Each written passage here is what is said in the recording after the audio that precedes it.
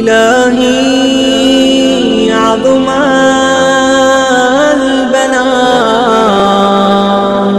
امام علی زین العابدین علیہ الصلوۃ والسلام فرماتے ہیں کہ ماہ مبارک رمضان نماز قائم کرنے کا مہینہ ہے۔ تو ماہ مبارک رمضان کی 29ویں شب کی نماز بیان کرنے جا رہے ہیں، لیکن اس سے پہلے آپ یہ دعا دیکھ رہے ہیں، اس دعا کو پڑھیں۔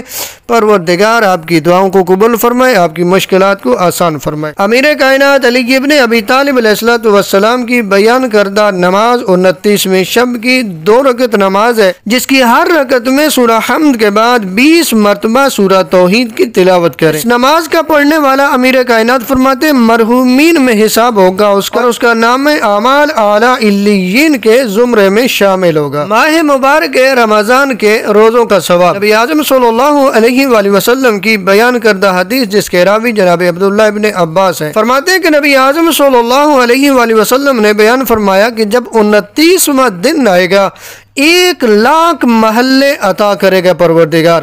ہر محلے کے وسط میں درخشاں قبا ہوگا، ہر قبا میں سفید کافور کا ایک تخت ہوگا، ہر تخت پر 1000 سبز سندس کے فرش ہوں گے، ہر فرش پر حوریں بیٹھی ہوں گی، ان کے پاس 70,000 عمدہ لباس ہوں گے، ان کی پیشانی پر 80,000 در اور یاقوت سے مزین زلفیں ہوں گی۔